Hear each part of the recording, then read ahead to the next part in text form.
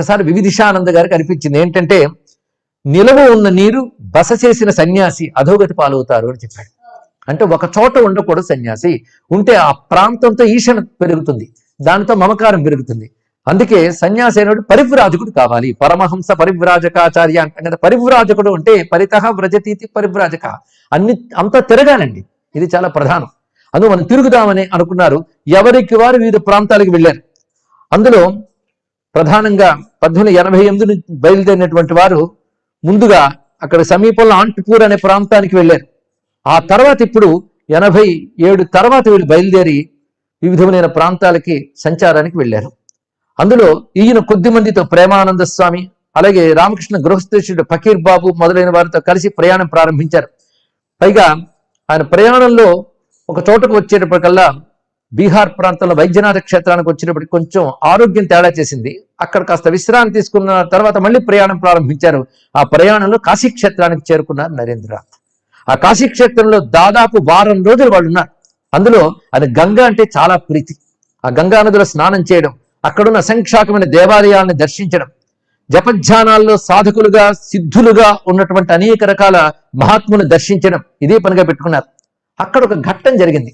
ఈ ఘట్టం చూడ్డానికి చిన్నదైనా దీనిలో గొప్ప సందేశాన్ని తర్వాత తానే ఉటంకిస్తూ వివేకానంద చెప్పారు గనక దాన్ని ఒకసారి గుర్తు చేసుకుందాం. కాశీలో ఆయనకి దుర్గా దేవాలయం చాలా ఇష్టం. ఇప్పటికి అక్కడ దుర్గా దేవాలయం ఉంది. ఆ దుర్గా దేవాలయానికి వెళ్ళి అక్కడ సాధన చేసుకుని అమ్మని దర్శించి ఆనందంతో వస్తూ ఉంటే తోవలకు సన్నని వీధులు, అక్కడ కోతులు గుంపు ఆయన ఎదురైంది.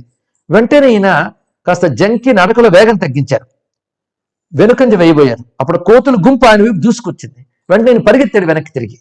అవి పరిగెడుతున్న కొద్ది అవి పరిగెడుతుంది. ఒక్కసారి ఆయనకి ఒక మాట లాంటిది వినిపించింది. ఏమనంటే, ఏమిటి అలా పరిగెడుతున్నావు, ఆగు, ప్రతిఘటించు అని ఒక మాట వినబడింది. వెంటనే వాటి వైపు తిరిగి ఆగి అలా నిలబడ్డాడు. ఆ ధైర్యంగా నిలబడగానే అవి జంకి వెనక్కి పారిపోయాయి అని చెప్పారు. ఈ విషయాన్ని గుర్తు చేస్తూ ఒక మాట అంటారు, సమస్యలు భయాలు భావాలు కూడా ఇలాంటివే. మనం పరిగెడుతున్నంత కాలం తరుముతూనే ఉంటే మనం దృఢంగా నిలబడితే అవే పోతాయి. ఇది ఆయన తర్వాత యువతరానికి ఇచ్చిన గొప్ప సందేశం. కానీ ఏదైనా సమస్య కలిగినంత మాత్రాన భయం పడి బెంబేలైపోయి సమర్థించి పారిపోయే ప్రయత్నం చేయకూడదండి.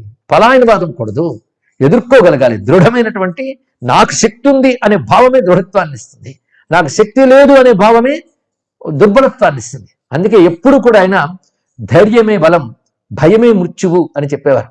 అదే మాభీహి అనేటువంటి ఉపనిషత్ వచనాన్ని తర్వాత అనేక చోట్ల ఉటంకించాడు. యువతకి చాలా ముఖ్యమైన అంశం. ఎందుకంటే ఇప్పుడు అనేక మంది లేని ఊహించుకు భయపడతారు.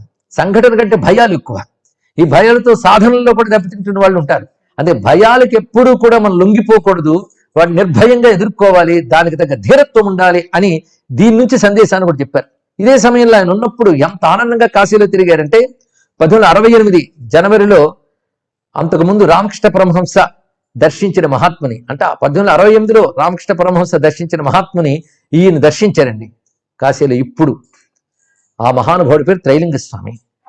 ఈయన నరేంద్రుడని వివిధిషానంద త్రైలింగ స్వామిని దర్శించారు. ఈయన గురించే 1868లో రామకృష్ణ పరమహంస చెప్పారు, ఈయన నిజమైన పరమహంస లక్షణాలు ఉన్నాయి అని చెప్పారు. ఆయన అప్పుడు మణికర్ణిక ఘట్టంలో ఉన్నారు. అయితే అప్పుడు త్రైలింగ స్వామి మౌనంగా ఉన్నారు. ఆయన ఎప్పుడు ఇంచుమించు మౌనమేనండి, సిద్ధపురుషులు. ఆయన వెళ్ళి దర్శనం చేసుకుని నమస్కరించుకుని ఆనందపరసుడే వస్తూ ఉంటే తన పక్కన ఉన్న వాళ్ళతో ఆయనే చెప్పాడు నరేంద్రుడు.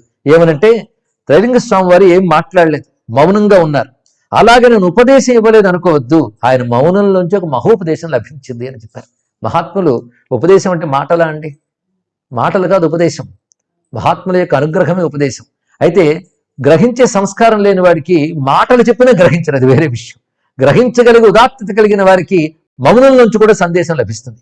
అదేవిధంగా అక్కడ ఎంతమంది కాశీక్షేత్రంలో మహానుభావులు ఉన్నారో ఆ దృష్టితో వెళ్ళిన వాళ్ళకి వాళ్ళు కనబడతారండి. అలాంటి సాధనా దృష్టితో వెళ్ళిన వాళ్ళకి తప్పకుండా కాశీ నిరాశపరచదు, ఇది తెలుసుకోవాలి. ఆ వారణాసిలోనే భాస్కరానంద అనబడేటువంటి ఒక మహాత్ముని దర్శించాడు. ఆయన దిగంబరంగానే జీవించేవాడు. ఆయన ఒక సిద్ధ పురుషుడు. ఆయన దర్శించాడు.